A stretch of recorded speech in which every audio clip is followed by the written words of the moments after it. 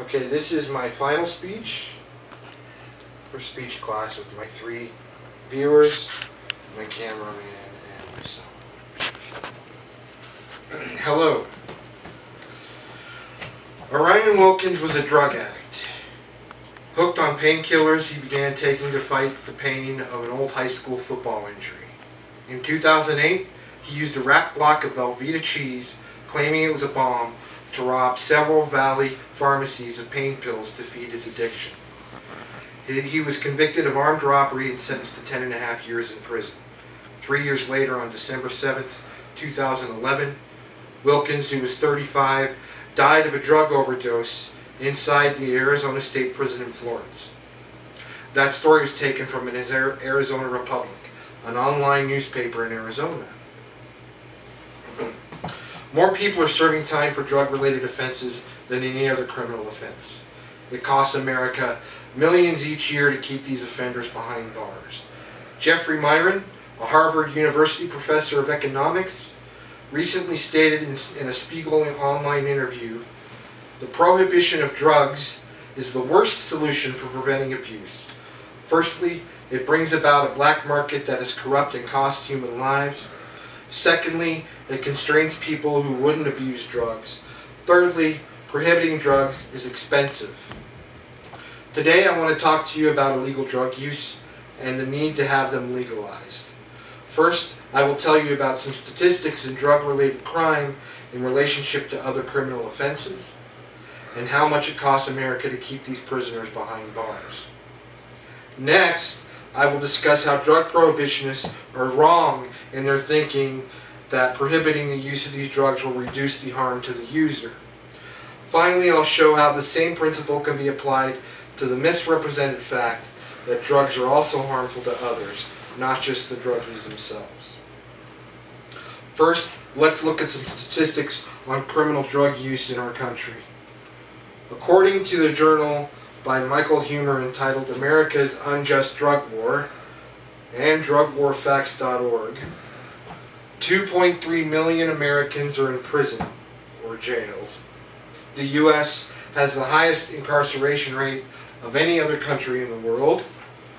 As of December 31st, 2011, just over 197,000 federal prisoners are serving time in federal jurisdiction. 10,700 of which were property offenses, 69,000 of which were public order offenses, 14,900 of which were violent offenses. However, 94,600 were due to drug-related offenses.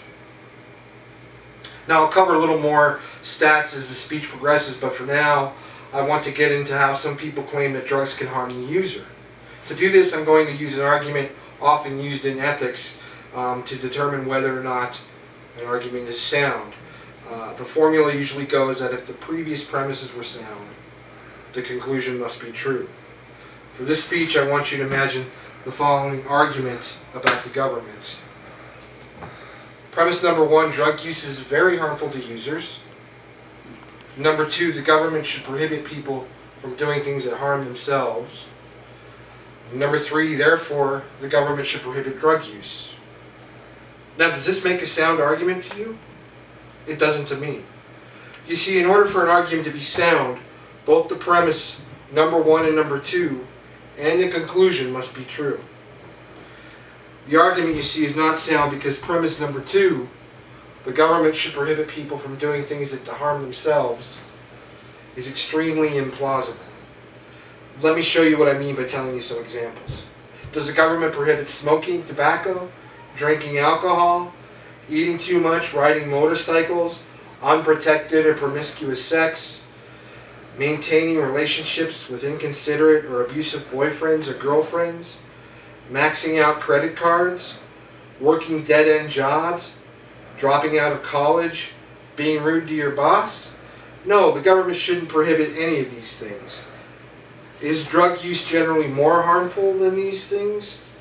No. Let's look at some more stats from the Journal of American Medical Association. They say that direct or indirect deaths caused by illicit drug use is 0.66 per 1,000 at risk, compared to tobacco, which is 4.5 people per 1,000 at risk, and obesity at 1.8 per 1,000 at risk. Now, should smoking and overeating be punishable offenses? No.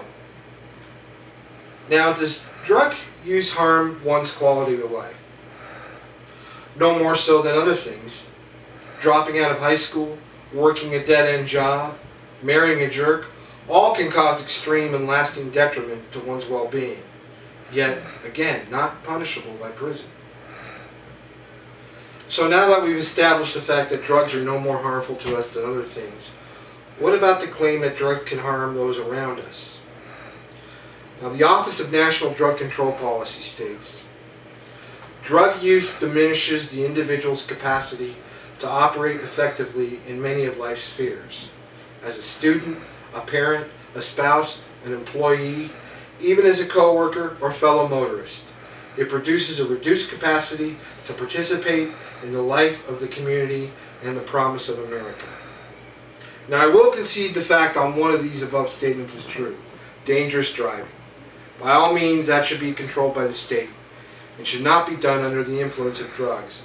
But as far as the rest is concerned, imagine this scenario. Imagine a person named Howard, for reasons having nothing to do with drugs, is a bad person. He constantly blames other people for his problems and tries to avoid making decisions. He's a college student with a part-time job. However, he's a terrible student and worker. He hardly ever studies and frequently misses assignments, as a result of which he gets poor grades.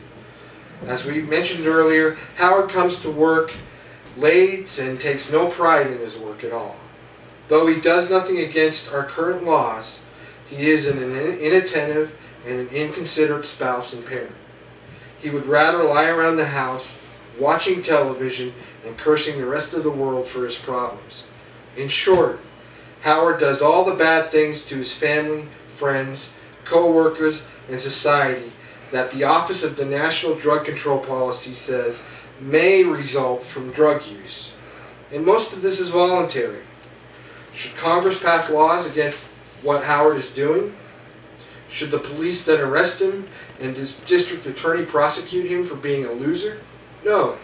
Howard has not done nothing wrong to warrant such treatment. Yet, the government believes that using drugs, which can lead to the exact same attitudes and relationship issues that Howard has, is a punishable offense. If it would be an abuse of the government power to punish people for being jerks, then the fact that drug use may cause one to become a jerk is not a good reason to prohibit drug use. Punishment is being handed out here for exercising our natural rights. We have the right to choose what we do to our bodies. Drug ingestion into the body is as much a right as a woman deciding to have an abortion or not. Both affect the body and both may cause harm. But we have the right to choose. Now that I've shown that there's no good legal reason to arrest people who use drugs, I'd like to quote a Harvard professor of economics, Mr. Jeffrey Myron, again. When asked why should drugs be legalized, he said, "The prohibition of drugs is the worst solution for preventing abuse. Firstly, it brings about the black market and is corrupt that costs human lives. Secondly, it constrains people who wouldn't abuse drugs. Thirdly, prohibiting drugs is expensive." You may have remembered me quoting this before, but I wanted to say it again to bring home the impact of what we're dealing with here. How expensive, you ask? Well, if it legalized drugs, the United States could save $85 billion to $95 billion per year. Roughly half of that is spent on current drug policy, and half of that could be gained from the taxation of these drugs. One might say drug cause violence. However, according to Myron, the evidence for this is pretty thin. In fact, most of the evidence that points to a connection between violence and drugs relates to alcohol. It's prohibition that actually leads to violence due to the drug cartels, and if drugs were legal, then the cartels could open up legitimate businesses. Now I urge you all to sign my petition for drug legalization. I have outlined all the facts I have brought to you here in this petition, and by letting our leaders know our opinions, together we may be able to change their minds about the criminal justice system.